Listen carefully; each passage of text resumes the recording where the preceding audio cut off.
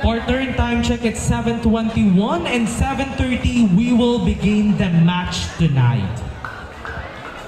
Muna sa supporters ng Barangay Navais kag Barangay San Rafael. All out na bala ang suporta? Ready na? Duhinay pa partner. Siguro ipangitaon siguro anay ang ang fans or ang supporters ng Barangay San Rafael. Di ang supporters ng Barangay San Rafael. Still have time. We still have 8 minutes left before mag-start ang atong kahampang. So basi ang supporters ng San Rafael nagapakadto pa. Ay malayo-layo nga ang San Rafael pero all out to support. Kay baskin malayo ang Barangay San Rafael, rigid sila to support the San Rafael delegation for this basketball league.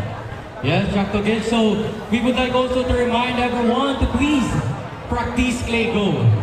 Kay practice ang proper waste segregation. Kay mayara kami dati pamutang sa inyo tubang ang trash bins mayara darang color blue. And also reminder, smoking and vaping inside the basketball court is not allowed. And also reminder sa tanan nga may salakyan, motor, or any kind of transportation, please ibutang naton sa designated area ang inyong transportation na ginagamit ay para malikawan nato ng traffic, especially diri sa side sa aton nga kalsada. Thank you. You know, so partner, kung matakpan ka nga nag-vape ka like sa last year, may possible nga ban ka sa aton nga remaining games, di ba? Kaya syempre, the ignorance of the law, excuse and regulation sa aton nga hampa para matauhay. Di ba, kaya sometimes, wala kabalo, ang tupad naton, kaya basi, malang-alang, takag mahapuon sila during the game, so makos makita sang delay. Yes, correct partner. Again, reminder to those supporters, audience, and below ng distrito sa Mandurriao that smoking and vaping inside the court is not allowed. Day ang aton hampang.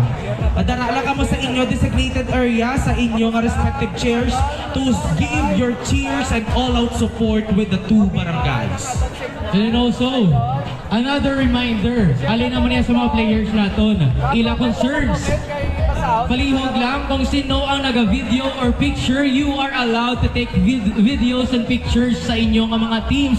Pero ang flash sa aton nga cellphone, i-turn off ta lang. Kaya sometimes, ang aton nga mga players naton nga ginasuportahan or ang mga kontra sang aton nga team, nagaka-distract tungod sa flash sa aton nga mga cellphones. So okay lang ko mag-video kamo in picture as long as hindi lang naton pag-ipandaron ang aton nga flash. Kaya isa nagman ang aton nga court gitingwaan gid ni.